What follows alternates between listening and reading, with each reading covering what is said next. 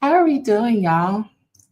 Did y'all tell me your numbers? So, to open up our sessions, I like to check in with ourselves to see how are things going? How are you feeling in this moment? On a scale of 1 to 5, 1 being like, girl, it's May. Get somebody else to do it. 5 being like, no, I'm ready. 3 is like, I'm here, so I'll get fined. I did the thing. How would you describe or rate your level of focus, openness, peace, and scholar basics? Focus is your ability to concentrate on one thing at a time in this moment. Openness is how receptive are you to new ideas, new ways of thinking, things I'm going to say today. Peace is how accepting, like whatever happens is going to happen. And scholar basics are what we do to take care of ourselves. So drinking 64 ounces of water. You could put a little drink enhancer in it like I have, or you could just drink it regular or however you like water. Sleeping or resting for 7 hours a day. You don't have to do it all at once, but go lay down somewhere. Journaling for 10 minutes to empty out your brain. We're going to talk about that. Moving your body for 10 minutes and writing a shitty paragraph, because shitty paragraphs get you to a done dissertation. Done dissertations get you to graduation. So, what are numbers looking like? Virginia, tell us why all fives? Celebrate the good news with us. No, I'm like shocked. I don't know, because I think kind of thinking back to the conversations you shared before, it's like this is all a very simple process. You just need to be committed to doing the process. And it's not, well, I don't want to say it's not hard to get to all fives, but if you are constantly working at it, then being all fives comes along with doing the process. So I just feel like I've been doing the process and we can up it from all fours. So I've been all fours for who knows how long. So why not be all fives? Yeah, that's one thing too. You can decide at any moment. Any one of us at any moment could decide that we're all fives. And I know I'm going to go a lot of woo today. And I want you to know that at any point, you can decide, I'm going to be 5. And you may feel like that's delusional. But the truth of the matter is, we're all delusional. Just because we make a plan doesn't mean it's going to happen that way. And just because we say a thing is a thing don't mean it is. If we're making up things anyway, we might as well make it up and let it be in our favor, Yes. And I also think, oh, go ahead. Oh, no, go ahead. And then I'm going to go back to working. I think also I just challenged myself to write my conclusion chapter in the next hour and a half. Okay. So it's I might as well be all fives if I'm about to do that. Let's not come incorrect with that task. Period. I love that. Okay, I'm sending you all the good writing, Juju. Do you want to break our room or are you going to stay here? Nah, y'all are good. Okay. I'm submitting abstracts. I'm submitting chapters. I'm going to be in this room. Okay. All right, bye-bye. It's unmatched, right, Chris? Her energy. Yes. Listen, y'all are in good spirits. I was a little nervous. Again, like I said, it's May, so you never know what's going to happen. Now, I'm going to tell you this. For those of you who are also watching on YouTube and Instagram, everybody, go get you a comfort item. If you need a blanket, you need something to drink. I don't know what your comfort item is, but you're going to need it for this conversation because I am about to go there today. All right. Because where we are in the semester, how you're feeling, I am going to have this conversation with you because I'm trying to save the future Dr. You. Okay. I'm trying to save the progress that you think you're not making, but we're going to have a tough conversation. And I just need you to have your comfort items. If you don't even know who I am, you just showed up on this live, go get a blanket, go get a teddy bear. I don't care what you need. You need a fidget toy. You should go get that. Okay. I'm not going to even hold the hands. Okay. I'm not holding hands. We're going to go there today. So get what you need. All right. And if you need to cuss me out in the chat, I'm up to it. I want you to express your emotions is what I'm saying. Express your feelings, however they come out. Don't tell me this is the wrong way. It is the wrong way. I'm like, what is that? That is not supposed to be my slide. Hold on, y'all. Now, I was all prepared, but these are not my slides. Give me a second. Okay. Getting up from the bottom is today's topic. Getting up from the bottom. I want to know, You could put it in chat. You could write it down on your own piece of paper. How would you describe your current progress with your dissertation, with your exams, wherever you are, with your classes, wherever you are this semester, in this moment of May 1st, 2025? How would you describe your current progress? If I was to be talking to you one-on-one and I said, hey, what did you do this semester? How did this semester go? What would you say? How would you describe it? Question number 2 is, why does it make sense that this is your current level of progress? Give me 3 reasons why that makes sense. Here are the 2 questions. I want you to be as honest as possible, okay? Don't come up in here talking about, I didn't do what I was supposed to do. What does that mean? What were you supposed to do and what did you actually do? Don't come in here saying, oh, I didn't make the progress I wanted. What was the progress you said you were going to make and what actually happened? I need you to, when I say describe, I do mean describe. Give me at least 3 sentences, okay? Describe this semester. Do I have any external processors who would like to externally process your semester? Everybody's like, no, we are the introverts. I will write this down, girl. Come on, Sawandi, you got us. Okay, so I initially wrote slow, but there is progress was the kind of the title. So what I wanted to get done at this point was have all my chapters ready to go, and I would have defended like a week ago, but it didn't happen. So I've done 1 full chapter instead of writing the 3 chapters that I wanted to. Actually 2 instead of the 5. So 2 done, 3 more to go. In 3 weeks. Previously, I also had a plan, like 1 week, chapter per week. It took me nearly 5 weeks to finish a chapter. Why does it make sense that is your current level of progress? Because I've been taking a lot of time to recover from writing. So I write and then I can't look at it anymore, so I go sleep or avoid it. And when I come back, now I've taken too much time away from it. It's hard for me to come back to it. So that I've noticed that as a pattern. That's a side note, girl. You look good. Come on, hair. Come on, listen, you don't look like what you've been through, okay? All right, you're looking good, girl. I got like rained on today. No. That's it. I don't know. Whatever happened, do it again. Okay. It's giving hair. Okay. It's giving. Listen. But seriously, right? Like, I want you to hear what you said, and I hope everyone else caught it. You said, I wrote a chapter. Let's just take that 1 chapter. Like, I wrote a chapter in 5 weeks, and then I needed to recover. Like, yeah, I wanted to do it in a week, but it took me 5 weeks. So, somebody right now is listening, being like, if I could write a chapter in 5 weeks, do you know where I would be 3 months from now, 4 months from now? That's amazing. And I also understand, right? You're like, well, I have a hard deadline. You do, but you also have a supportive committee and a chair that's behind you. You couldn't say that always, but you could definitely say that in this moment. And it makes sense that as you are learning to take care of yourself in the process of going after a big ass goal like becoming doctor, it's a learning curve, but you're doing that and you're still making progress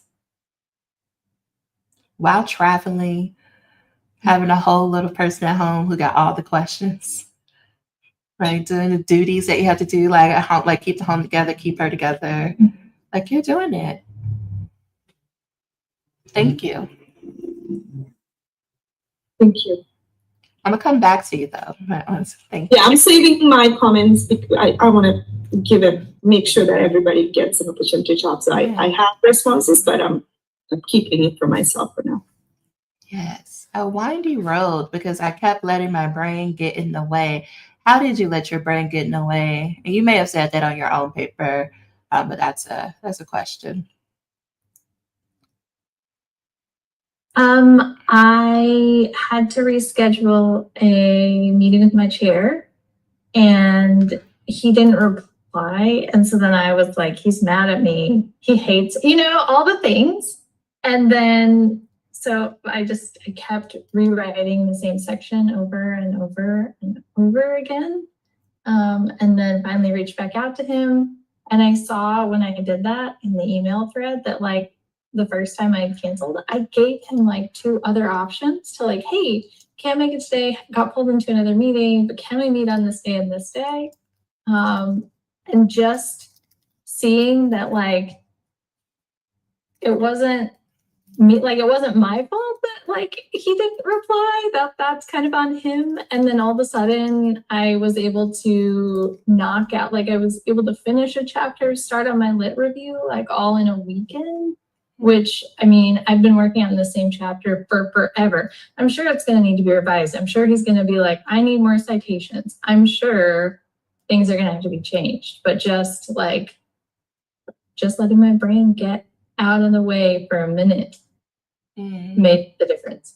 I also was like talking to someone earlier today, and I'm like, how much weight does it hold when your chair or your committee, when they're the ones behind?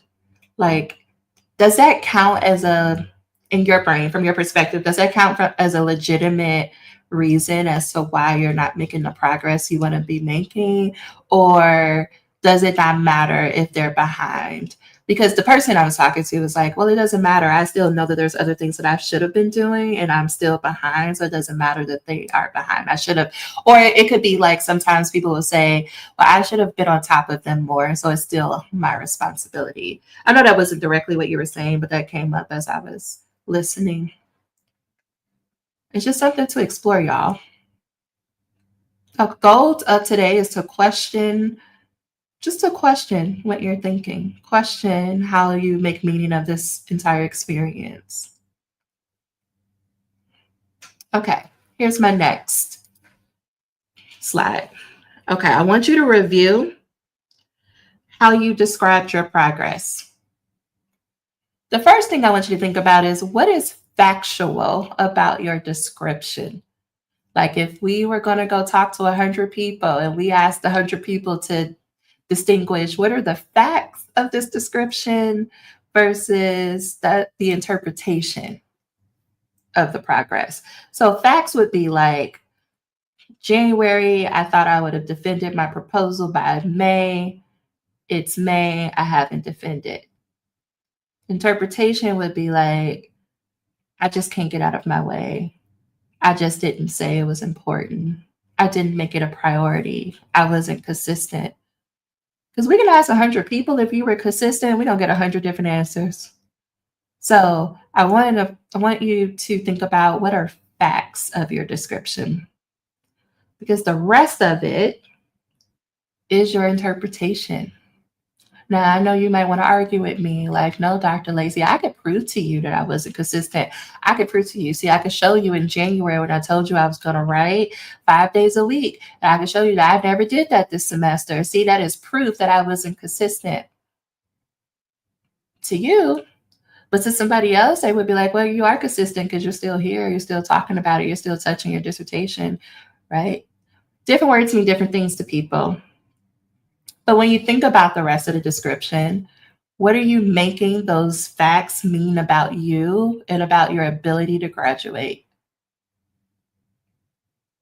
What are you making an interpretation mean about your ability to graduate? So an example would be, if you're saying like, I thought I would have defended by now, but I haven't, then that means I'm not going to be able to graduate this summer. That means I'm going to have to be in school for a whole nother year. That means I'm not going to be able to find a job, right? Where does your brain go? Now, I want you to do this as much as possible without judging the responses. And so I understand if you're starting to get to the point where you don't want to put it in the chat, but I hope that you feel encouraged. But I, at a minimum, want you to write it down for yourself, because it's important for us to know what is happening up here. We try to do a lot of problem solving in our head, and that's dangerous, okay? Because things get real cloudy. They look completely different.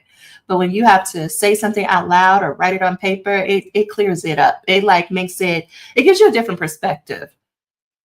I find that we just don't give ourselves enough time to go down that rabbit hole. What do we think it means that we didn't do what we thought we were going to do by this point in the semester?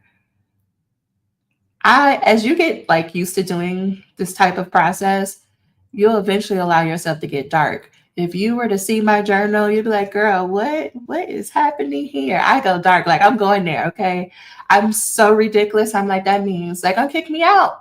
You know, they're gonna kick me out. And then I'll never be able to enroll in another doctoral program. And then I'll never be able to get another degree. Like I go all the way there because I want to know.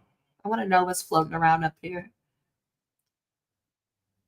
When you think about the stories or what you're making it mean, what emotions come up? Now, I know y'all love to skip this question because you'd be like, emotions, I'm not naming it. I want you to try your best to name at least one emotion. An emotion is like happy, excited, fear, disgust, angry, frustrated, sad, apathetic.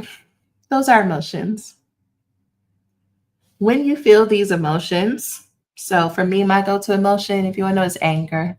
Okay, anger and frustration. Now I know these are not like for my therapy friends. I know these are secondary emotions, but they're my favorite. Okay, that's what I go to. What do you do when you feel this way? What I do when I'm angry? Okay, I gotta talk out loud. Okay, I'm cussing and fussing. I gotta go do something with my body. I gotta go do some scrolling. If I'm really not careful, I'm in the kitchen somewhere eating something real sweet. Okay. Now I might go do some other activities, but I'm gonna keep this PG-13. Okay. I don't know what you do when you angry. I know what I do when I'm angry. Okay. You know, Chris, I don't know what the people do. What do you avoid or not have the energy to do when you feel this way? I don't got the energy to show up and write. I don't want to look at no plan. I don't want nobody to try to talk no logic to me because I'm angry. Don't tell me I know I got it. Ooh, you wanna get me even more angry. Don't be like, well, you got it. You're so smart. You could do it. Don't do that. Because I'm cuss you out. Don't do that. Well, it always works out. That's not the point. Right now I am in my anger. Okay. So but what do you avoid doing? I avoid being irrational in my problem solving. And when I'm doing those things, what's the results that are produced or not produced when you behave this way? So you go back to your original description because you probably already said what happens. You end up where you are right now. Or right, if I'm eating or walking, I'm doing everything but going back to the writing. I mean, there's an argument to be made that I'm taking care of myself, right? And I'm expressing my emotions, but I'm not, those behaviors are not getting me to my original goal. That's the punchline here. This is not about judging yourself. You're not using this list to shit on yourself. That's not the point of this. The point of this is to build awareness. When we understand who we are in these moments, the truth of what we do from a place of curiosity, from a place of as a researcher, because y'all are researchers, when you look at it from that point of view, you go, that's interesting. Every time I'm mad, an example for me. Every time I'm mad, I want to walk across the street and go get some white chocolate macadamia nut cookies. And I want to eat the whole thing. Why the cookies, girl? What, right? Why? Well, they're good. And they give me like a boost. And I don't think about my problems when I'm eating cookies. Oh, that's interesting. The more we come from a place of like open-mindedness and curiosity, shame can't live there because you're being curious. You're like, but why? So when I ask the question of like, why does it make sense? You instantly have to drop into empathy and compassion for yourself. And shame can't show up when you're empathetic and compassionate because you're like, well, it makes sense because this and this is happening because the cookies are good. That's why it makes sense. And it feels nice in my brain, right? Scrolling on TikTok for 5 hours feels good. I'm entertained. It makes sense. When it's painful to realize that I'm not making the progress I want to make, then it makes sense that I'm scrolling because they make me laugh, right? It's better to laugh than to be upset about trying to write a dissertation that I can't, right? But it's only when you can do this from compassion, from empathy, from in self-awareness that you can like, oh, okay, this is who I am. You can accept who you are in this moment, not make it a problem. And when you stop making yourself a problem, when you stop making the way that you naturally show up a problem, you have more capacity to figure out what you want to do next. Oh, here's Sia. Okay.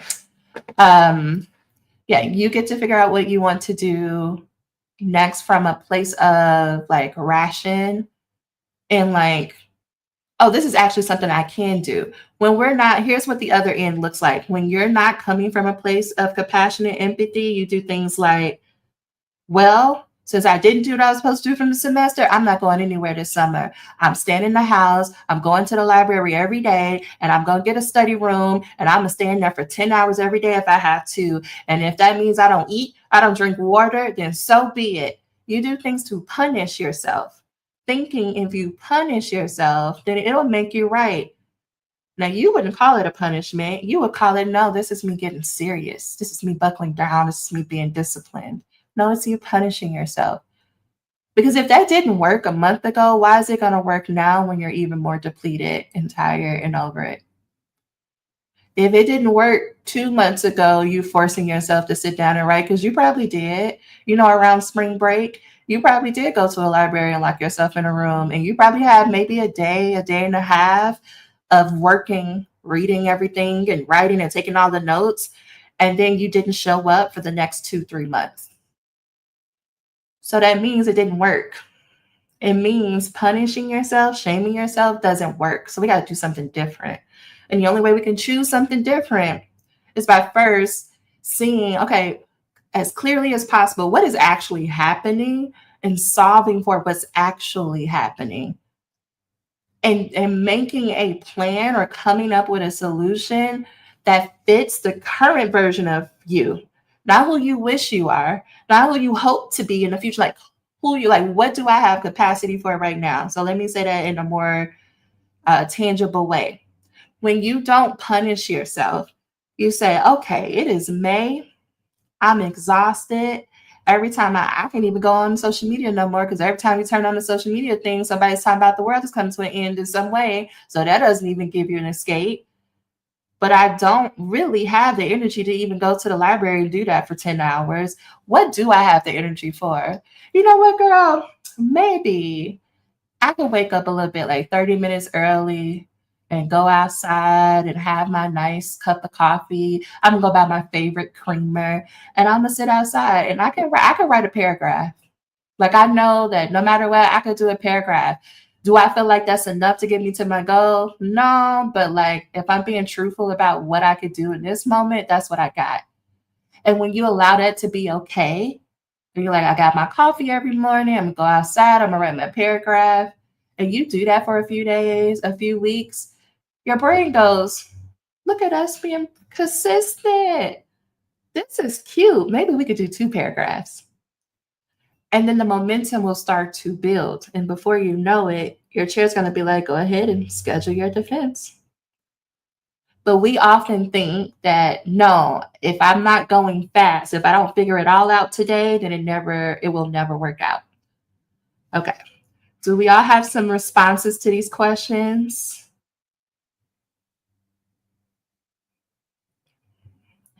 Okay, take a sip of water. Maybe hit your cigar again, Chris. We're going there. Take your tea. Everybody, check in with yourself. Your bladder okay? How's your breathing? What level is your anxiety on? Do you need another fidget toy? Okay, we're breathing. How do you dig yourself out of a hole when it must be all seems lost? Dyslexia. All right, the bottom. Everyone's version of the bottom is different, right? So I want to say that because you might feel like you're at rock bottom when it comes to this doctoral process or this dissertation. And your friend might be like, well, at least you're further than I am. It don't matter what they think. If you feel like this is your bottom, it's your bottom. Like if you're feeling like no matter how hard I try, no matter how much I talk to people and I get advice, no matter how many times I download somebody's productivity hack, I just keep having setback after setback. And you're starting to question, do I have what it takes? Like, am I going to make it to the other side of this? And it probably feels like, because maybe you talk to your chair, maybe even trying to talk to people from your program, maybe you talk to people in this group, and they keep telling you, you got it, it's going to work out, don't worry, keep going. And it can feel like people don't care about you. It can feel like people are dismissing very real fears that you have about if you're going to make it. And when you go to sleep at night, or when you wake up at 3 o'clock in the morning and that voice goes, you know, you should be writing. You know, you said you was going to show up today and you didn't. Another day, you said the same thing last week. You keep going to your chair, you keep having these conversations, telling them the next session, I'm going to have something for you. And then the next session comes, you don't have nothing. How many times you going to do that? When that voice gets to going, that's how I think about the bottom. And I'm like, I don't understand how I got here, because I made the plan. I did everything everybody told me to do. I know what to do. I just can't get myself to do it. Okay, if I start to step on your toes, your neck, your edges, put a 1 in the chat. Okay, give you something to do.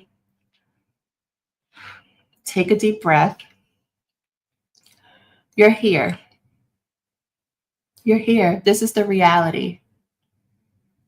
You wish it was different. I know. You wish that you can snap your finger and this is not like you can wake up from a bad dream. But this is just what it is. And this bottom, this place where you are, it doesn't have to be a problem.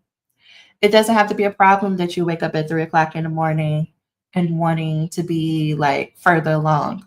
It doesn't have to be a problem that you told your chair 2 months ago that you was going to have them a draft and you still don't have them a draft. Now, some of you are about to fight me and fight the air as I'm saying this. So your brain is going to ignore. And I want to say, I get it, because my first time hearing stuff like this, the words that came out, I was like, what the fuck are you talking about? But humor me. What if it's not a problem? What if it's not a problem that you haven't written in weeks or months or years? What if that's not a problem? What if it's not a problem that you haven't graduated yet? What if it's not a problem that you've been in your program for 8 years and you got to file for an extension? What if that's not a problem? What if everything that has happened leading up to this moment is what you needed to gain the skills necessary to get to the finish line? What if I told you this is the good part of the game? Like, this is when it gets good. What if I tell you, like, you can't get to graduation without getting to this bottom moment?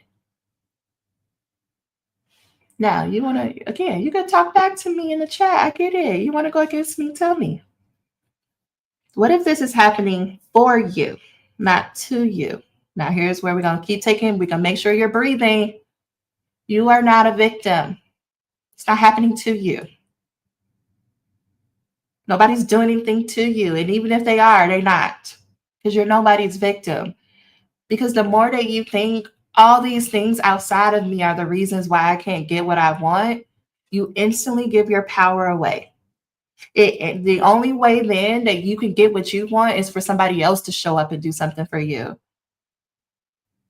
And what way is that to live? When you think this is happening for me, it's coming to teach me something, it's coming to help me remember something, then it puts the ball back in your court. I have control. And y'all, like, we always have more control than we think. Now, I know somebody really smart wants to argue with me about some form of oppression and how I don't know their program and I don't know the people in their program. And yes, that's true. Okay, oppression it's gonna always be some form of oppression. Okay, It is what it is. What do you want to do about it? You knew it was going to be like this when you joined the program. And I'm not saying that because I'm like, you should feel bad about it. I'm saying like you knew this. Going back to the earlier slide, let's not argue with reality. Yeah, these people don't know what they're doing. Yeah, they probably not showing up and helping you the way they told you they was. Yeah, you did follow up with your chair and you still ain't heard nothing back. I'm not saying those things are not happening. I'm still saying that you have more control than you know.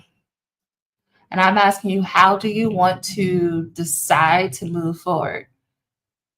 And how much do you want to recommit to the decision that you made when you enrolled in the program? This is the challenge you signed up for. Yeah, it does come with clout. It's real nice when people are calling you doctor.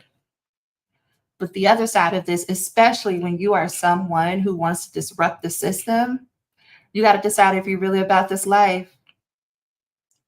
It's not going to be all rainbows and sunshine, okay? Because you decided to do something disruptive. And to be a disruptor means that oftentimes you're going to be standing over there by yourself.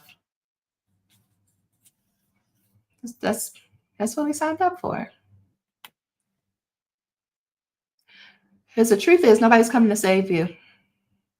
They're not. Not your chair, not your cohort, not your mama and them, not the ancestors. Harriet Tubman not coming back to save you. Other people can't come and help you out the hole, okay? You have to decide if you want to get yourself out the hole. And 90% of how you get from the bottom is how you decide to think about it. You heard Virginia earlier. A 5 is an option. I'm deciding to be all 5s. That's what it takes. When you say, yes, this is hard, but I could do this and this and this. I can't control all of it, but I can control this part. You just let it be hard. But when we get into a place where we're like, oh, it's so hard and I'm never going to do it and I'm just so tired and I just want this to be over, you know what you add to the problem? Suffering. Suffering is optional. We don't have to suffer. We could just be like, yeah, this shit hard. Nah, I wish it was easier, but it's hard. But we could decide I'm not going down that road. I'm not about to entertain that part of me that wants to say, and they said they was going to do this, and it's not fair, and so had it easier, and why does my chair have all these expectations for me when they get to just write trash and defend it? That's you adding suffering to what's already hard. But if you just let the situation be what it is, like, yeah, they do got it easier, because it's not going to change yours. It's not going to change your chair. I used to look at my chair like, so they can write that and they can defend, but you over here, okay, girl. But the moment I'm like, you know what, it ain't gonna change her mind. She's still gonna have the same expectations. At the end of the day, I have to decide: am I gonna meet her expectations or am I gonna exit stage left? Because those are the two options. I can bitch and complain about how it's not fair all I want to, but when I'm done with that, I still have to decide: am I gonna continue or am I gonna leave? When you stop arguing with reality about your program, because this is especially for my people who are like, but they're so racist. They were racist before you got there. They're going to be racist when you leave. You want to fight with them or you want to be doctor? Well, I just don't know how they could not know that it's racist. They do know. They know. But they don't want to change it. Why am I going to change something I'm benefiting from? I'm going to just keep asking you questions so you can keep talking until you're blue in the face.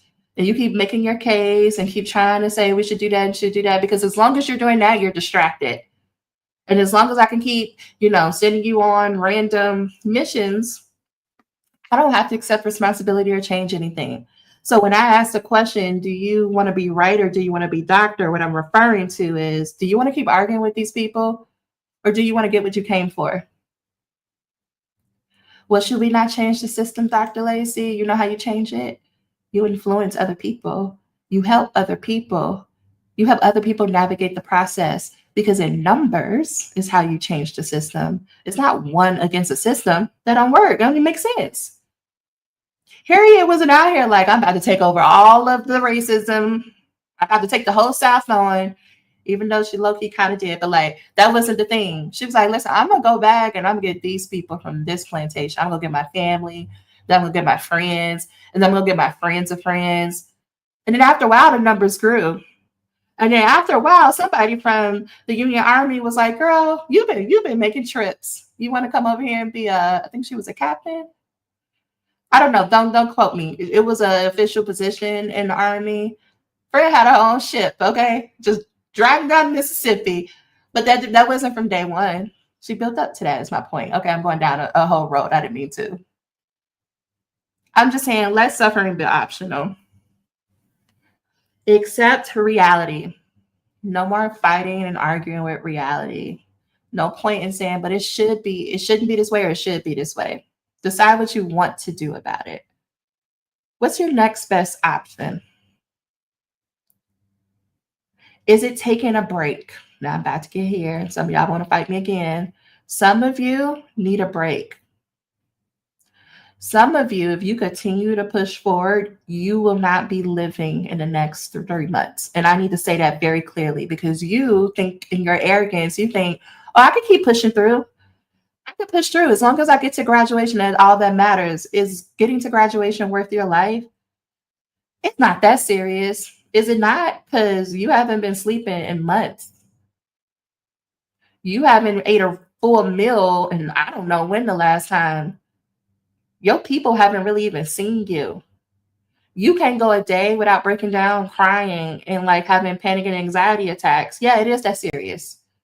So a lot of you need a break until you can get to a baseline where you can take care of yourself, like following the scholar basics, until you can get to a baseline where you're sleeping regularly and you're drinking water and you're eating food and you go outside, get some sunshine, and you can talk to other people. Until you can get to a baseline, you need a break.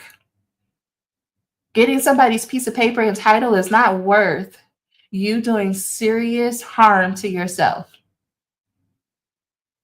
It's not.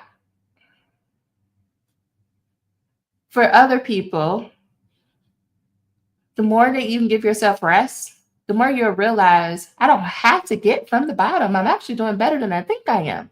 But you can't see that clearly because you're not taking a step back. You think you're being objective. No, you're exhausted. It's May. Okay, Chris, what you got? No. Oh, it's muted. There you go. Okay, I'm back. Okay. No, I was just, I guess, thinking about what you said about a break and how in my head I've been thinking, why I ain't at the beach yet?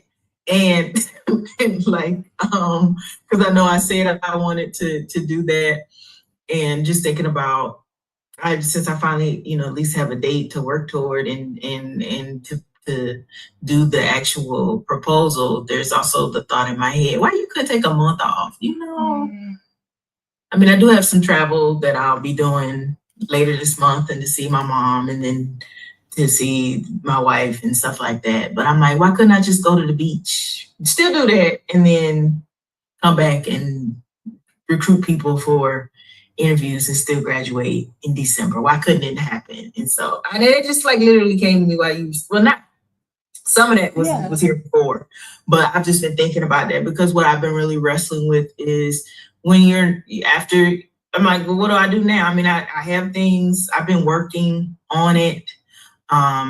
Because when I think about like all your other slides about like your progress, I'm like, I've been really working really hard since January. We're gonna be real, I'm not just saying it.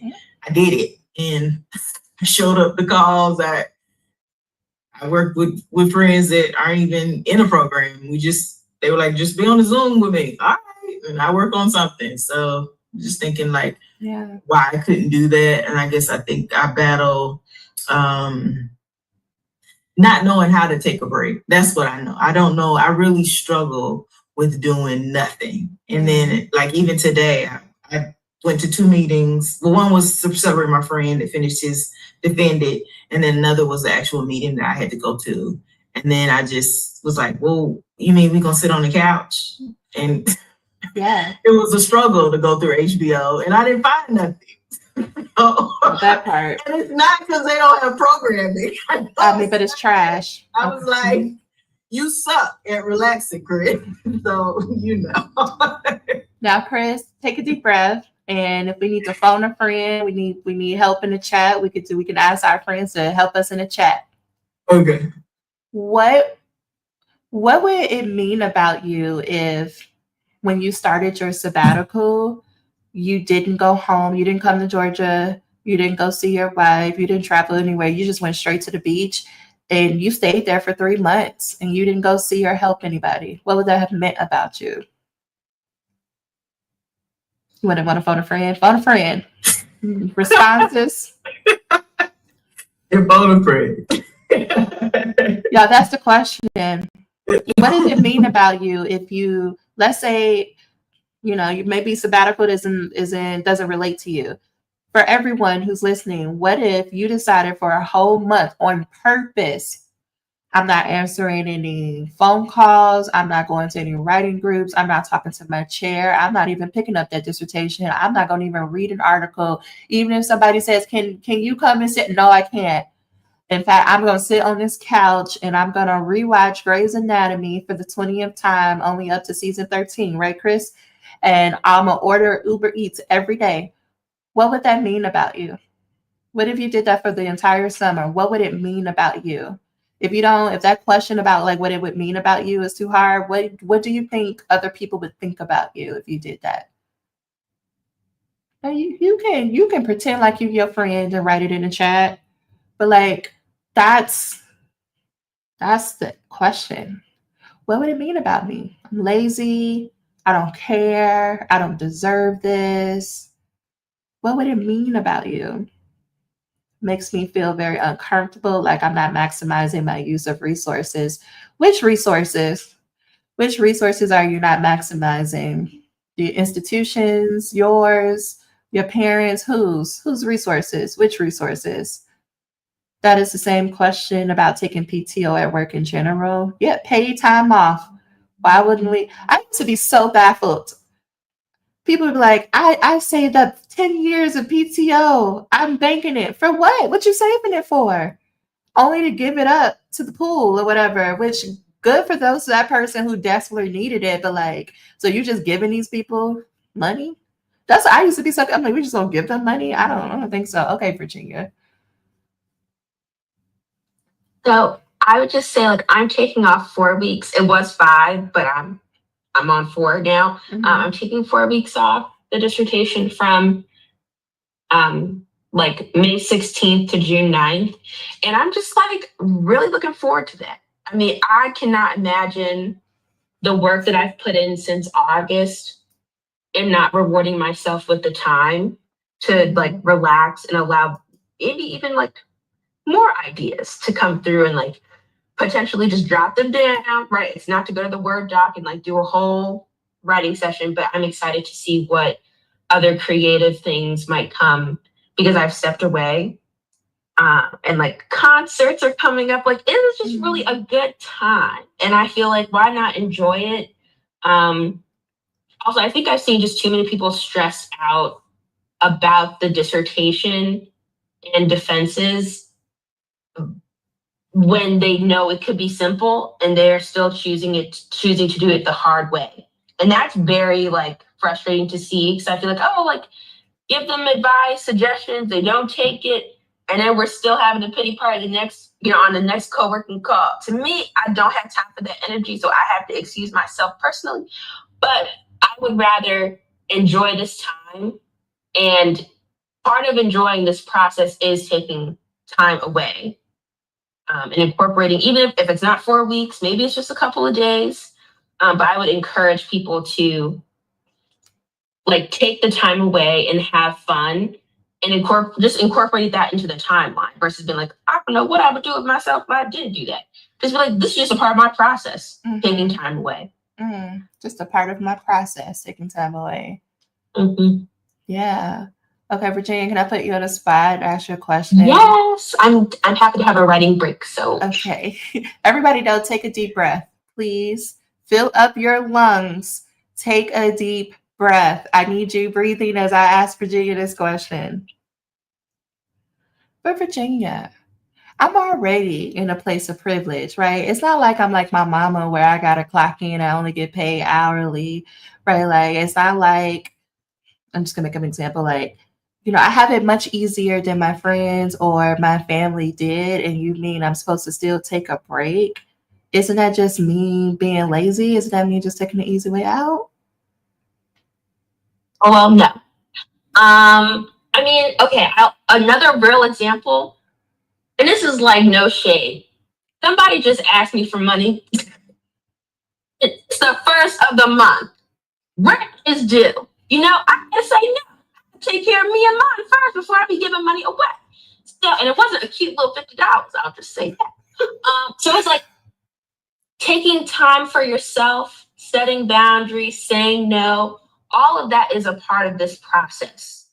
And so I would encourage folks to start now, right? Mhm. That way, like, I would say, like, in a maybe like confrontational or hostile situation, which for many people, this is a very confrontational, hostile experience. But I would start practicing that. That way it can be easier later on. Like, I'm excited to go to the south of France for 3 months, like unclocked in. You know what I'm saying? Like, I cannot wait for that.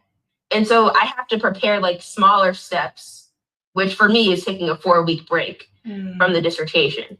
So I can do like bigger time away, if that makes sense.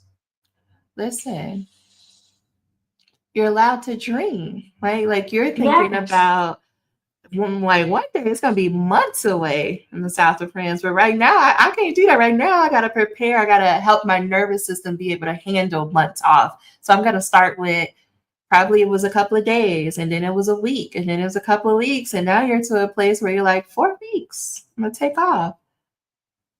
Right. So in no way, hear me, y'all. I'm not saying that today you can make a decision that I'm not going to work for months because your nervous system probably can't handle that. Thank you so much, Virginia. Like your nervous system probably can't handle months or weeks off. But what I'm asking you to do is, what if on purpose, hear my language, on purpose, not because it just happened that you didn't do anything on a weekend. What if you decide today on Thursday that Friday, Saturday, Sunday, I'm not doing nothing. I'm not getting out the bed. Unless it's a bio break or it is to get some food, but I'm getting back in the bed. What if you decide that on purpose? Because that's different. Because when you do it on purpose, it brings up everything. It brings up all these questions. And here's the thing. If you have a question, if your brain, so Chris, your brain was like, well, what does this mean? You have to answer it. Because if you don't answer that question, you know who's going to answer it? The back of your brain. The back of your brain makes up all types of wild shit. Okay. It'd be like, because you lazy and you don't deserve this. It's intrusive thought after intrusive thought. So if you don't answer on purpose, that's who you leaving it to. Okay. We don't want to leave it there because that's not helpful in this moment. To make this even deeper. So breathe again, take a deep breath, keep breathing.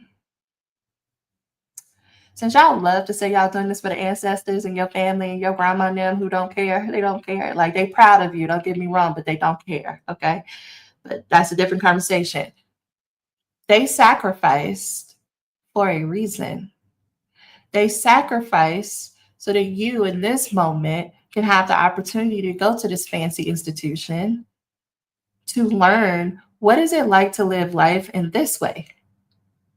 They sacrifice so that you can rest, so that you have more autonomy over your life and what you get to do.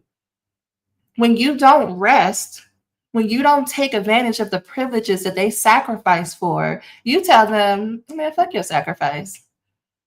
Now, you don't think you're saying that, but your actions are. Because what was the point of them sacrificing and going through all of that? Right? I think about, my grandparents, and like, what's the point of going through all the sharecropping and being in the fields and working hard and then making their way to Chicago and being letter carriers? What was the point? You ain't got to stomp so hard. I'm trying to save. I'm working real hard because I'm trying to save y'all.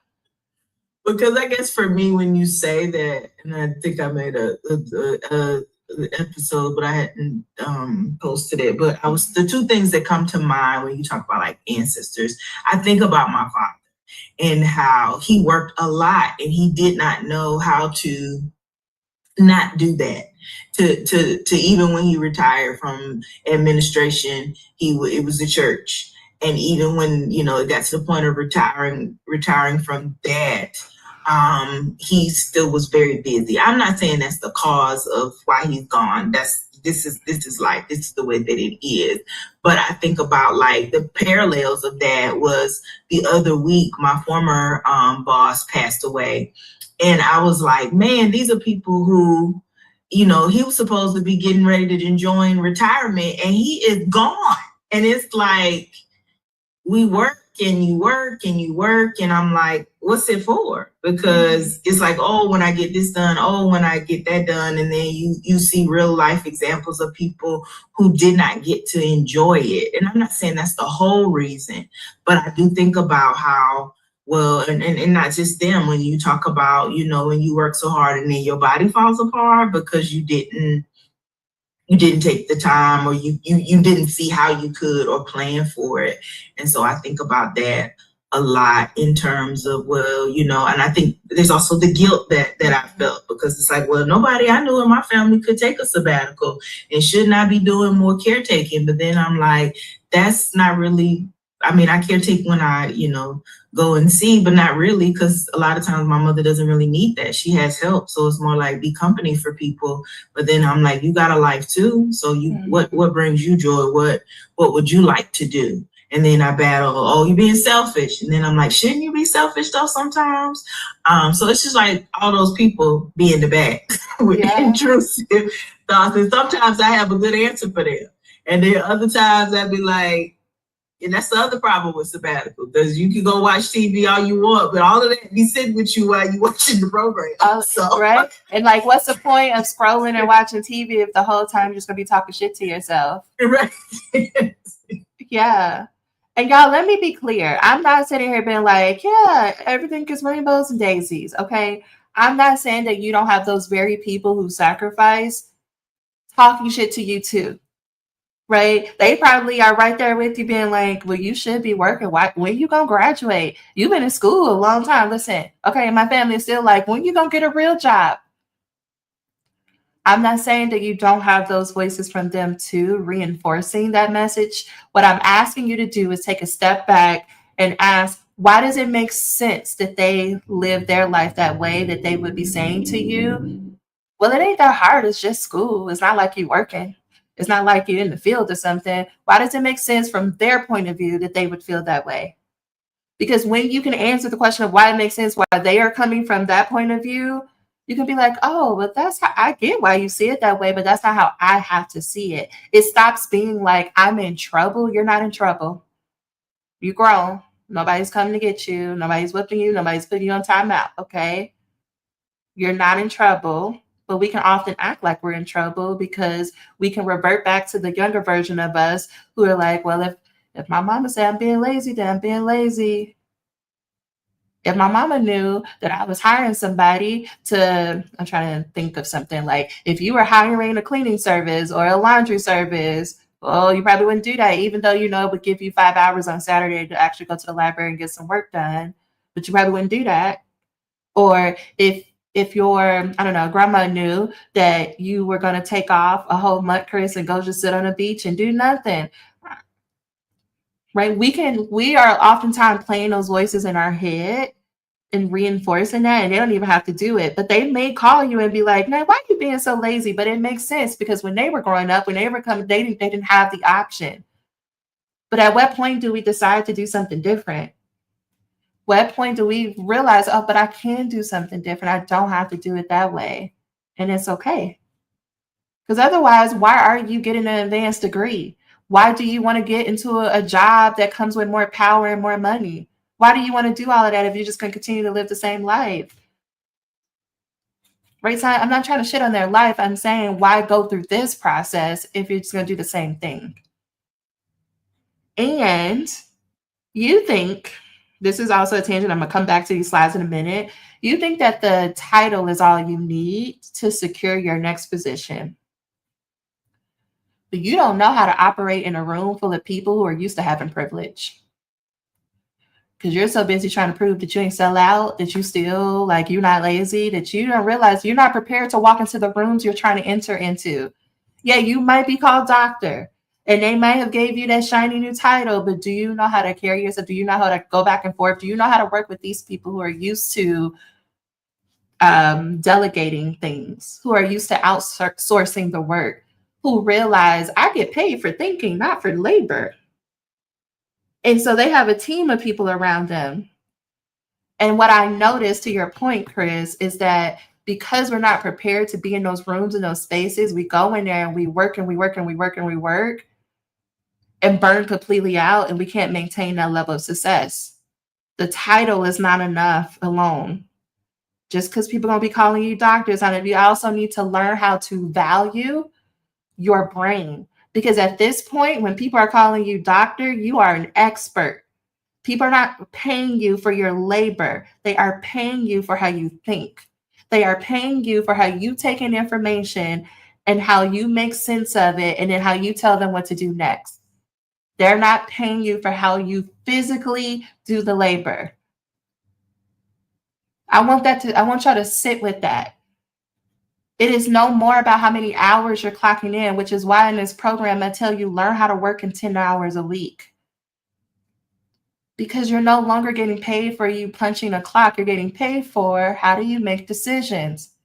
How do you lead a team? How do you tell people, like, how do you solve problems that people and organizations cannot figure out? Is that what you're doing in your research? For those of you who want to be consultants, what you think a consultant is, you don't do the actual work. You go in, you observe, you look at the data, and you say, based on my assessment and my expert opinion, this is, you should do this, you should do that, and you should do this. And you get paid thousands of dollars to do that. And here's something I do with business clients. What happens when somebody wants to pay you $20,000 for a 1 hour call where you just show up and you just talk on the phone? Or maybe it's not one call. Like one of my first consultant contracts was for an organization, and I taught them how losing weight is inherently fatphobic and anti-Black. All I did was like, you're going to watch this little show on Hulu and we're going to have conversations, and I got paid $20,000 for it. What happens when you're not doing labor and somebody wants to pay you that much? Can you handle it? Because that's what y'all are walking into. It's not just me. It's not a one-off situation. Think about it. Think about the positions you're going after. What is that? What is the payment amount? How much you are looking for salary-wise? Because what will happen is you'll look at that number and you'll see that it says 120,000, 150,000, and then your brain would be like, well, I got to prove to them that I deserve it. Here's the other thing. You won't even negotiate the contract because you're like, I've never even seen this many the zeros on the paper. So you won't even negotiate when they offer you the job. So they already know they lowballed you. So they're like, okay, great. And then they also know you're going to show up and overwork because you don't think you deserve that amount of money for just how you think. I'm talking to me too, y'all. Don't get twisted. I'm talking to myself as I'm talking to you. This is why I'm going so hard. Because I know what's coming next for you. And I know, like, if you don't think about it, if you don't value rest, if you don't value delegation, you're going to burn out in the next 5 to 10 years completely. Or worse will happen. Because you think you have to prove to people that you deserve to be here. In the same way you think you have to prove to your committee and your chair that you deserve to graduate. You don't got to prove shit. You already proved it. Did you get into the program? Did you pass the classes? Are you a candidate? You proved it. This dissertation is, can I attempt to do a research design? And can I go to my colleagues, because that's what your committee is, they're your colleagues, and say, is there a way to make this better? But you're doing it as colleagues. You're not proving to them that you deserve to be doctor. You're in the room already. Okay. Give me a word or an emoji. How are we feeling? How are we doing? Check in with your bladder. Do you need to drink some water? Do we need to get up? Tell me at least a word or an emoji. How are you feeling?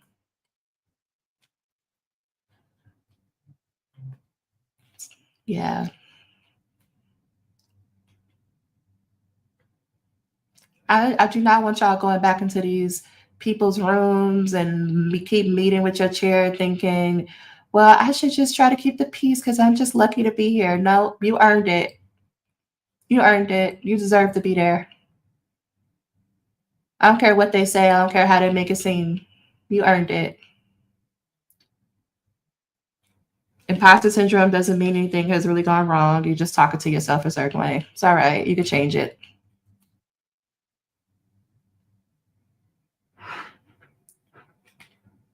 I also want y'all to know that because y'all giving y'all best stuff away to these people whom they don't deserve it.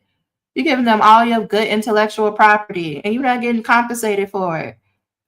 and you take them not being able to give you feedback or not telling you if you're doing a good job, you haven't even considered, do they even have the capacity to tell you you're doing a good job? Do they even understand what you're doing? Are they on your level? Do they know as much as you? Are they in the work like you? How's somebody gonna tell you you're doing a good job when they don't even do a tenth of what you do? But you're just giving your power away to them and waiting for them to give you validation. They listen. Okay, I'm not gonna go there. I was gonna go somewhere, but I'm gonna keep it. I'm gonna go back to my slides. Virginia, I know. I'm sure it's gonna slip out in a minute. Step number 1 to get out the bottom. Get to your baseline. Are you drinking water every day? It may not be 64 ounces. Can we at least get to 32? That's 4 cups of water, okay? Listen, your brain can't function if it's too dry. You got no moisture up there. Body can't even work. You ain't took a poop, and who knows what. You need water. You over here like me. I used to drink 2 to 3 energy drinks a day. Talking about I'm tired. You're dehydrated, girl. Go drink some water. That's where I want you to start, is drinking water.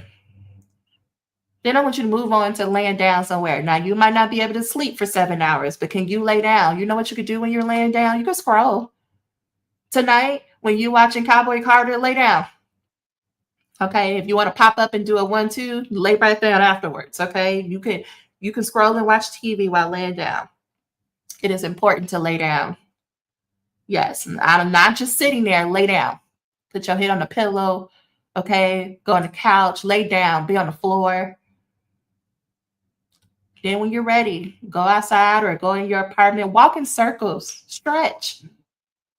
Turn on a little video. What's her name? Grow with Joe on the YouTubes. 10 minutes. This is not about looking a certain way. It is about your emotions are trapped in your body. The backache, the neck ache, that's because your emotions are trapped. You ain't giving it nowhere to go. You're not getting your blood going. Turn on some music and just move around. Walk to the mailbox. Move your body. Now, this y'all favorite one, journaling. Okay, I'm not saying, dear diary, today I feel like I am going to be the best doctor ever. I'm not saying that. I'm saying open up a document. Go talk to the ChatGPT, because that's not you. Now, be careful though, because ChatGPT will hurt your feelings. So you might just want to open up a document or a piece of paper, okay? And I just want you to rage on the page. That's the type of journaling I'm talking about. This program get on my nerves. My chair get on my nerves. I don't want to do this no more. I'm never going to make it. I want you to say your ugliest, deepest thoughts on the paper. You want to record yourself? I got to the place where I record myself now, because I can't, the writing is too slow. I got to talk it out in my recorder on my phone. I just pray nobody ever finds that and hacks it. Okay, don't do that. Let me. I don't mean that, universe. Don't let nobody do that. Okay, because they're gonna hear some things. But you have to get it out, because otherwise it's just floating around your brain. That's what you keep reinforcing for yourself. But when you get it out, you clear that out. You have more space to think about. Okay, how do I want to show up? How do I want to move forward? And this should have said shitty paragraph, but these are old slides. But you know what? I'm gonna keep it there, because there's no accidents. When you can, ask yourself every morning, what are 3 things I could do today? What are 3 things that no matter what I could do today? Sometimes those 3 things are gonna be take a shower, change my clothes, and eat a meal, because it's gonna be hard for you to do those 3 things. Sometimes the 3 things are, I'm going to read this article, write a paragraph, and email my chair. Sometimes the 3 things is going to be, I'm going to edit this entire chapter, or I'm going to go, get my weekly groceries. Right? There's different levels is my point. But when you can start off with 3, it makes it more doable. Often we try to say like, okay, if I'm going to do something, I need to make it count, because I need to catch up from all the wasted time I had. And so you put all this pressure on yourself to make all this progress. And you know what your brain does? Your nervous system is like, yeah, no, I'm gonna lay down. That's cute. I'm glad you wrote that on a piece of paper, but I ain't gonna be able to do it. I'm tired. But when it's something like take a shower, change your clothes, eat some cereal, it's still gonna be hard. It's still gonna be like, you might have the, I'm about to tell on somebody, you might have the shower running for a solid hour while you sit on the edge of your bed, wrapped in a towel, trying to get yourself, will yourself into the shower. Like, just take the shower. It'll be over. Room all fogged up. You like, I just need to get into the shower. Because some days it's like that, y'all. Some days your top 3 is to order something from Uber Eats. And how you know you've been doing that too long is when the restaurant send you a personalized note and they be like, we put your favorite in the bag, even though you ain't order it.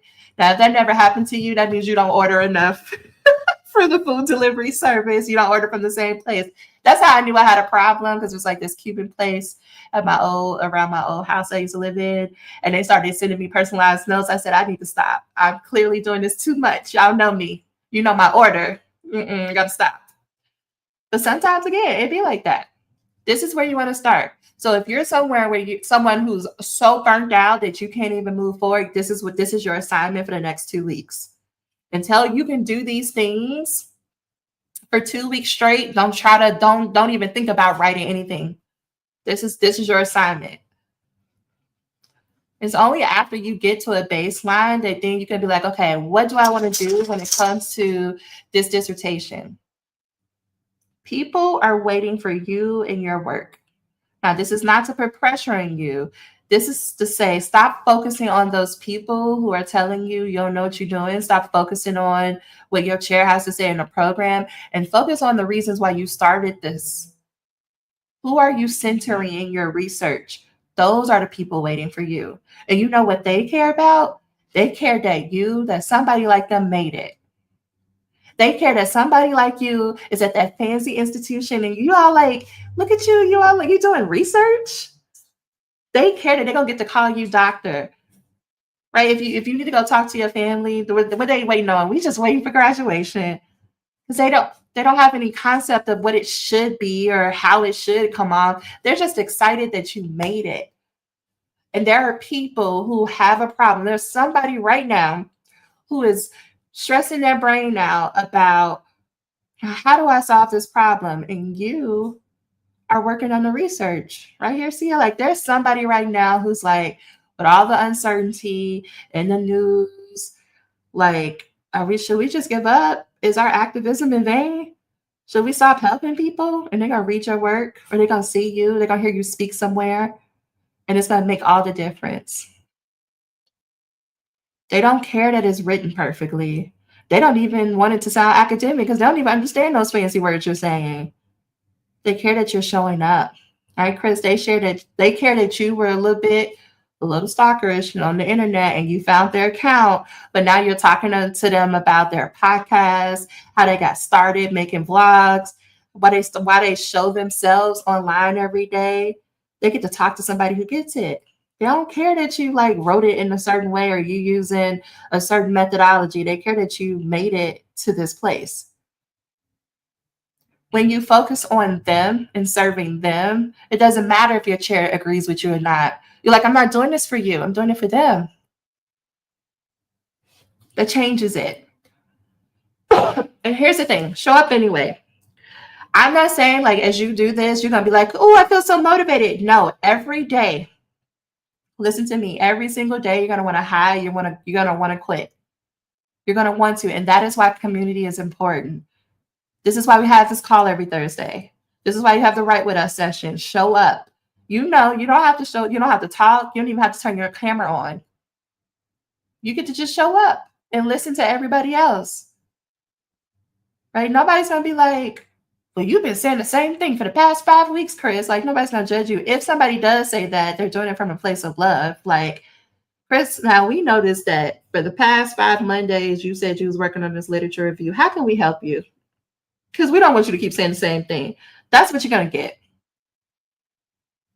But I know that even if you just show up and you don't say anything, ask Virginia, there was months that she was just showing up writing. It don't even matter what I was talking about. I could have been talking about astrology. I could have been talking about randomly what I did last Saturday. And Virginia was like, I'm just here for community. I'm just here. Because sometimes this is what you need. Okay, then before I get there, how we doing? You doing good? Feeling good? I mean, as good as you can, I guess. All right, so what do? I want to know. We are starting off May. I want to know, what is one thing, one result that you want to produce by the end of this month? What is one thing? I know there's 50 million things you could think of, but I'm asking you, let's start off at the beginning. What is one thing that you want to produce by the end of the month? And for you overachievers who are about to put 5 things, I said one. What is one thing that you can produce by the end of the month? Is it your literature review? Is it one chapter? Is it just showing up and talking to your chair, defending your proposal, chapter 3 solid, complete IRB? What's one thing? For some of you, it's like, if by the end of the month, I could just show up to one writing session, we're going to call it a win. If by the end of the month, I could just send my chair an email, we're going to call that a win. If for some of you, it's like, if I could just open up the dissertation document by the end of the month, that's a win. Because it don't have to be this huge thing. It doesn't have to be. So Wandy, it could be just one chapter. Right? I know your brain is doing mental math. Okay, I know your brain enough to know that you're like, but if I just only do one chapter this month, then I ain't gonna make it. And then what about this job? But what if it could be, right? Because every time you talk to them, and I know you didn't say this out loud, but I'm talking to what I know about you, okay? Every time you go to your committee, you go to people for support in general, they've been like, yeah, we'll figure it out. Yeah, we'll figure out how to expand the time. We will figure it out. So I'm asking you to consider, like, what if it's just the next chapter that you have to write? What if it's not the rest of the, what is it, the 3? What if it's just one? Just one. And because when we take the pressure off, then you are more willing to show up. For those of you who think you need motivation, no, you need momentum. It's just too much pressure. That's why you don't have motivation. It's too much pressure. When you say, well, I just got to do this one thing. I just got to do this one draft or this one paragraph. That feels easier. It feels more doable. So then it's not pressure. And when you do that one thing, your brain goes, oh, that wasn't so bad. Oh, maybe I can do this next thing. It's just when we try to do too much too fast that the pressure comes on, and then we don't have the motivation. And the other thing I would say is motivation comes after action, not before. Okay. Next, after you decide what your one thing is, what is the easiest way to produce this result by the end of the month? So what is the easiest way? I want you to name at least 5 things that you could do that would make it easy to finish chapter 3. It would make it easy to defend. It would make it easy to meet with your chair. What are 5 things that makes it easy? Like, maybe another way of saying, like, what's the most laziest way that you can achieve this one thing? If you were gonna be like, listen, I mean, they're gonna get something. It ain't gonna be perfect. They're gonna get something. What would that look like for you to do it in the most laziest, basic way? Now, for those of you who are mentally fighting with me about, I'm not lazy. I don't do bare minimum anything. Humor me. I'm just asking you to humor me. You can make it fancy later. For this activity, I'm just asking you to humor me. If we were going to plan for the laziest version of you, what would you do? Because that's really the hack. That's the cheat code. When you start making plans for the lazy version of you, you'll be shocked at how much you get done. It's Taurus season. Like, that's Taurus way. What's the fastest, easiest way for me to do this? That's why they spend so much time thinking. And that's why they always got money. They always got the position. They always got all the things because they think about what's the bare minimum way to do it. Fixing the page numbers on a proposal, work on my presentation slides, and it could be, Chris, it could be go ahead and use one of those little templates that the PowerPoint already has Don't spend no time thinking about colors or fonts. Just put one word per slide. That could be easy. That could be for the lazy version of you. That's what I want y'all to think about, right? Melissa, it could be go to ChatGPT and say, I need an email to my chair. I don't really want to talk to him, but I know I need to meet with him. Can you write an email for me? That's a cheat code. That's easy, right? It could be like, I want to come to campus. Can I meet with you on Zoom? That's the cheat code, right? So, Wandy, what does it look like to lower your standards? Is it just like, Melanie girl, you don't complain anyway. Let me just put whatever. Okay, I'm gonna have run-on sentences, but you know what? It's gonna be words on there. Let me just, put random tables on there. I mean, she could just tell me to change it. That's what I mean. What is the easiest way to do this? Because the chapter would be done. Now, you may not like it, because hear what I'm saying, y'all. I'm not saying the thing that would make you feel like warm and fuzzy on the inside. No, I want to know what's the easiest way that it'll be done, even if you think it could be better, even if you think you should have worked harder, but it would be done. That's the energy.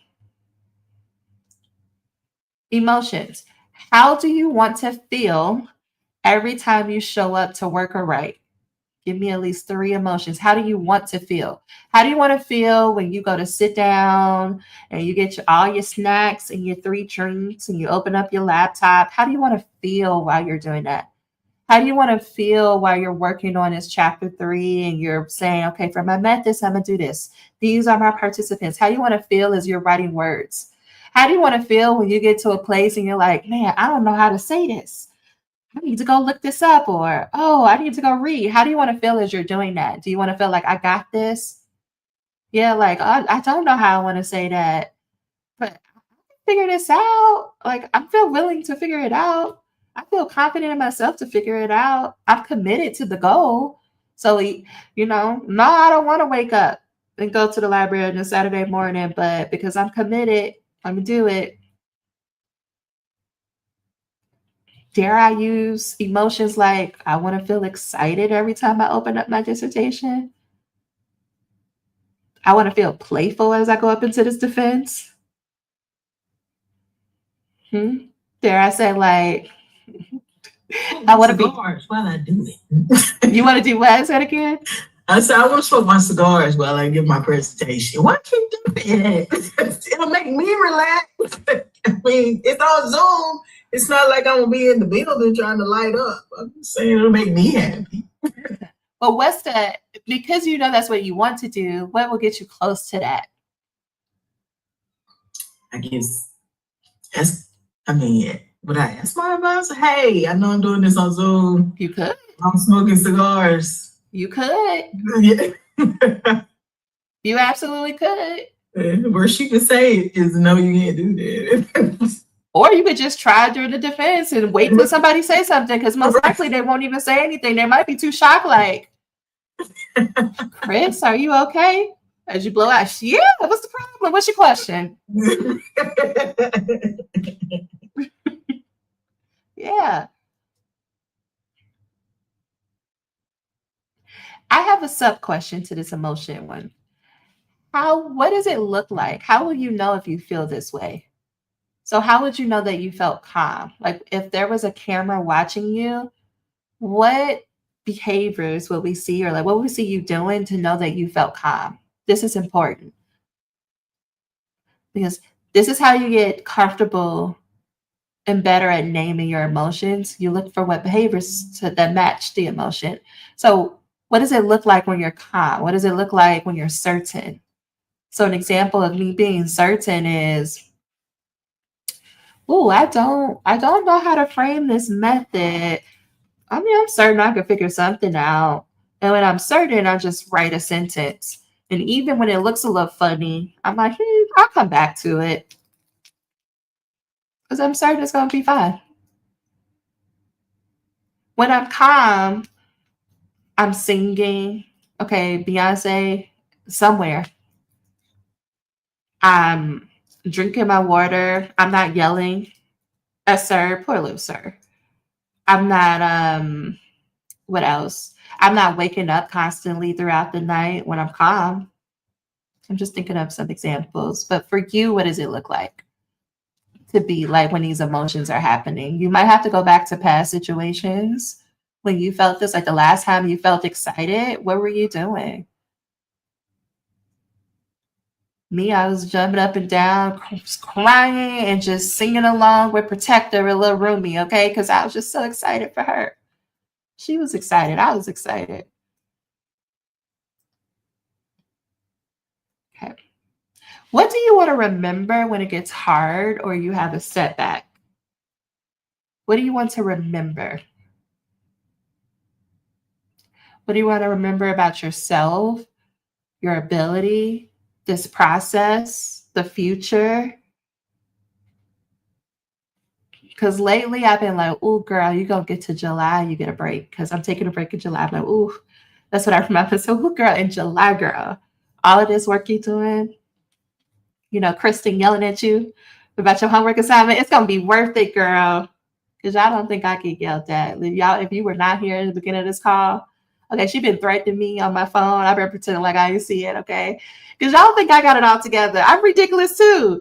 But here's the thing. When you put people around you who know you, because when you're honest about how you show up, I know I'm ridiculous. So I ask people for accountability who are not going to pay attention to my ridiculousness. She's not paying attention. She's still got, listen, she already put a reminder to herself tomorrow morning to remind me that I said I was going to work tomorrow. Because I know what's going to happen. Tomorrow I'm going to wake up and I'll be like, I'm tired. I don't feel like doing it. And then her message is going to come through. Dr. Lacy, you said you was going to do blah, blah, blah. And then I'm going to still be irritated, but I'm going to get up and do it. And I'm probably going to have an attitude when I see her, but then it's going to go away. Right? I'm not making me a problem. And I'm finding people who understand it ain't personal. It's just me. When you have self-awareness, you're able to put those things in place that support you, and you're less likely to keep doing things that people tell you should be doing. You do things that work for you, even if it don't make sense for nobody else. So with that being said, who can help you? What type of support do you need? Who can help you produce this result? What must you have in order to produce this result? So what do you have? What do you need around you? What needs to happen on your calendar? What has to happen at work? What has to happen with your family at home for you to do this, for you to show up and do this one thing? Now, for some of you, I'm going to encourage you to be all the way honest with yourself. Okay, I'm about to get into your living room again. Some of you, like Chris, need your cigar. Some of you need an ounce of weed. Some of you need some whiskey. Now, I'm not trying to encourage you to do harmful behaviors. I'm saying if every day you look forward to your gummy so that you can go to sleep, then at this moment, the truth of the situation is you need that gummy. And if we don't add shame to it, we just call it what it is. Some of you need to, have an orgasm. Again, I want you to be truthful, because what are the things that motivate you is why I'm going here, making you uncomfortable on purpose. What do you use? Is it chocolate chip cookies? Is it an episode of a show? Is it calling your friend on FaceTime and y'all just on FaceTime, but that's how you work? Do you need to use your PTO for every, I'm going to say don't use a Friday or a Monday, but do you need to take off a random Tuesday or a Wednesday so that you can work? Do you need to go book a hotel room for a weekend to ensure that you get this? Do you need to go take a trip to a friend who lives in the next town so that you can be away? Do you need to call a friend and be like, come take this baby because I got to do this. Here are her favorite TV shows and snacks. Okay, bye-bye. What do you need? What needs to happen? Do you need to tell the church, hey, I can't do that committee. Okay, first Sunday, I ain't going to be there. Do you need to tell the sorority, hey, I'm not going to be at the happy hour. I'm not going to be able to do that. Do you need body doubling? Do you need to call somebody over to sit there while you clean up your house or your apartment so that you can have the space to do the work? What do you need?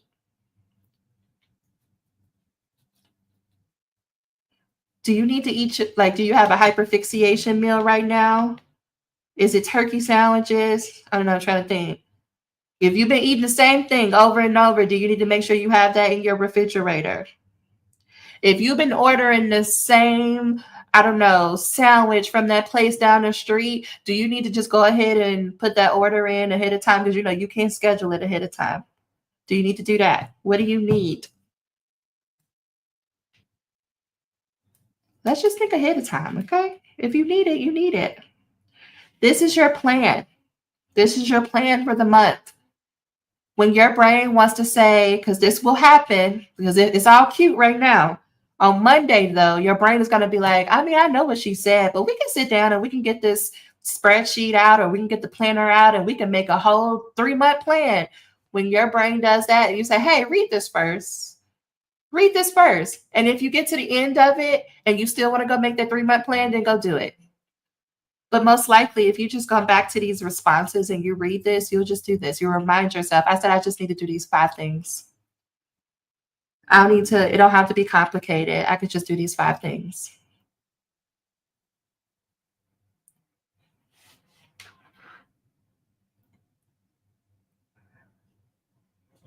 Okay, can I get another emoji, another word? How are we feeling? How are we doing? What's the response?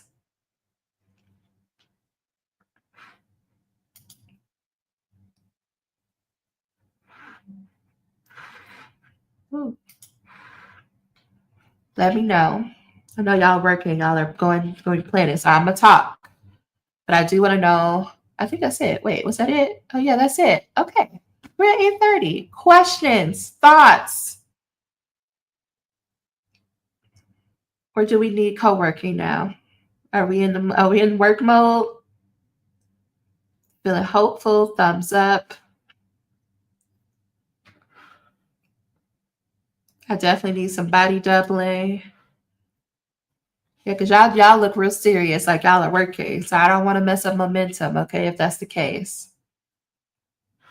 Tell me one thing that you're taking away from today. Oh, who was going to talk? Go ahead. This is me, Sedona. I have a question. You know, all these tips that you're sharing, do they apply at the final stage as well, do you think? Because, you know, obviously we ramp up as we get to the finish line, and I'm curious if, from your perspective, if you feel like this should be across the board, or is this just to make sure you get through till you're close to the finish line, and then you have like a mad rush, which is how I feel sometimes right now. Okay. Take a deep breath. So here's the thing, y'all. This applies to the end. What happens is we get closer to the end and we realize that, like, the defense, I'm about to defend. I could do that now. Your brain can go into a hyperdrive of like, but I know this is wrong, and I made a typo here, and I made a mistake here, and I want to make sure the presentation looks good here, and I want to practice 10 times, and I want to make sure my outfit is good, and I want to go over everything, which is all natural. I do want you to know, though, that there is the option to say, yeah, I could fix those things, but I'm not. That I'm going to show up with all my typos. I'm going to choose any old template. I'm going to show up in some jeans. Okay, they lucky I'm showing up. That is an option. Did you know that? It's an option. Good night. It's an option for them to tell you, oh, we think you need an editor. Okay, that's an option. It's an option for them to be like, we wish you would have spent more time on this. Okay. It's an option to show up with all, like, let me say it this way. Your slides could be just a blank white background with just words on there and bullet points. That's an option. What I want you to consider is like, okay, what will make me feel like, what's my bare minimum? What would make me feel comfortable? And what would be like the gold star standard? Go ahead and take pen to paper and ask those 3 levels. What's my bare minimum? What am I comfortable with? Because those are not always the same thing. So when I think about bare minimum is like, it's white. It's a white background with black writing. Did I show up with a presentation? Check, I did. Comfortable is, Well, I mean, I'm gonna do a little template. I'm gonna do one of these little pre-made templates. But I'm not gonna spend too much time on like colors or fonts or bringing pictures or anything. It looks good. It looks good. It looks quote unquote professional. Gold star standard is I use my favorite font. I match the institution colors. I got pictures of my life, of my participants, things floating around the screen. I'm gonna have some music. I'm gonna have a video. What's your option? Right. But when you write that down, then you can see, okay, which option am I choosing? It also gives you a list of things to know what you're working towards. It also helps you to realize, okay, am I willing to pay the price required to do the option I'm choosing? Right? Because if you just do the plain background with black letter, I mean, that might take you an hour or two. If you do the one with a template and you got to change the colors a little bit, I mean, that may take you like 4 or 5 hours. If you do your gold star standard, okay, we're talking about 10, 20 hours, depending on how fancy you get. But then you can assess, do I have 10 or 20 hours? Do I have 4 to 5 hours? Do I have 1 or 2? And that means across the board. I'm going to use that as an example. But if you are burnt out and you are barely making it through, you might choose the bare minimum option. But as you choose it, then you have capacity to ask yourself, now, how do I emotionally handle my decision to choose the bare minimum option? Right? Because there is going to be a part of you that's like, oh, I don't know. I feel like, oh, I'm going to choose the bare minimum. On purpose, I'm going to choose the bare minimum option. So how do I take care of myself emotionally? That means I probably need to lay down more. I probably need more naps. I probably need to spend time with my friends. I probably need to go be outside, go take the yoga class in the park. I might need to go to my favorite place because I'm not saying that the anxiety is going to go away. I'm saying that you're choosing to use your energy to handle the anxiety. Versus on the other end of the spectrum, if you're like, okay, I'm going to choose the gold star standard because that is who I am. Okay, we're doing it on purpose.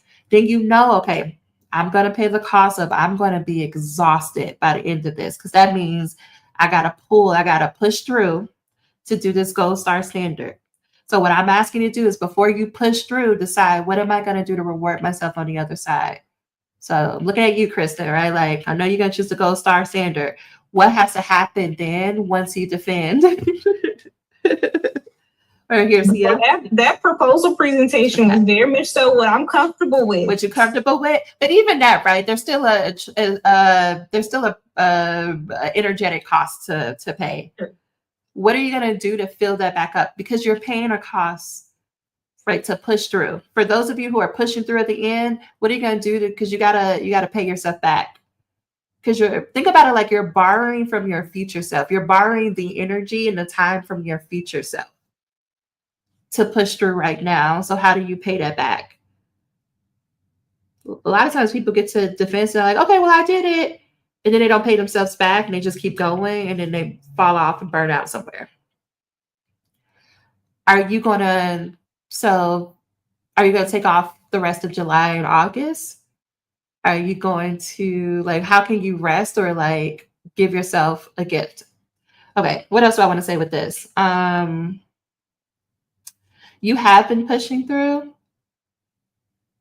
And I told you 17th is your deadline, right? The 17th. I'm asking you to consider it again. The 17th is your deadline. And for the last 2 weeks of May, you don't do anything related to your dissertation. How can that be okay? What do you need to be able to do that? Right? Do you need somebody to physically be in your place where you lived to make sure you don't look at the dissertation? Do you need to travel somewhere? Do you need to book movies or events to do so you don't do it?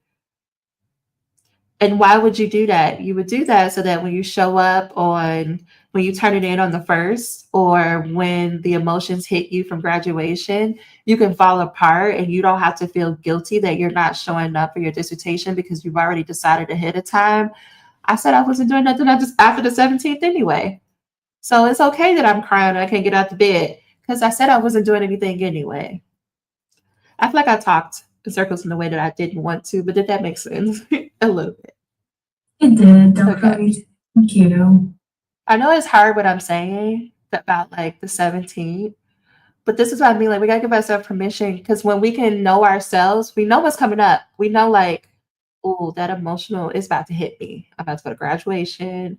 Family's gonna be here. And I'm just gonna be a mess.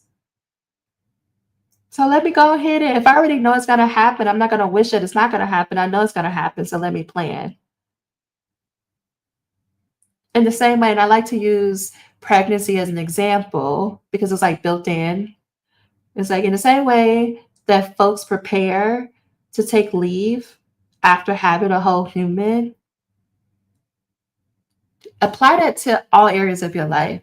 You're producing a dissertation that only 3% of the world has done. That means it's hard. Prepare to take leave at some point to support yourself.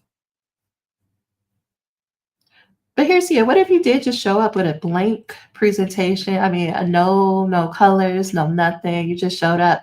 What if you didn't even have a presentation?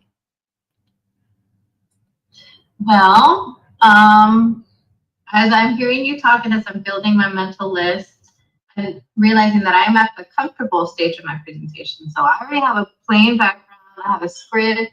Today I added colors, today I added graphics. I practice it to myself, and then I have a practice set up with my sisters tomorrow. I feel like I won't have the time next week or the following weeks to fall apart or to pay myself back as much. So I'm realizing that I really need to put a break and rest this weekend, because I could push through, but even my body right now is like dreading what the feeling is going to be like after I defend if I don't rest. Like I already know. So that's what's coming up right now during this conversation. I mean, can a sister or all of them come and you just get high all weekend and eat Taco Bell? No, they can't come. Okay. They're Can you put on FaceTime? Even if y'all are working, I mean, because the dog is ready, okay? But even if y'all are just working, maybe y'all just have one night over the weekend, something for you to look forward to.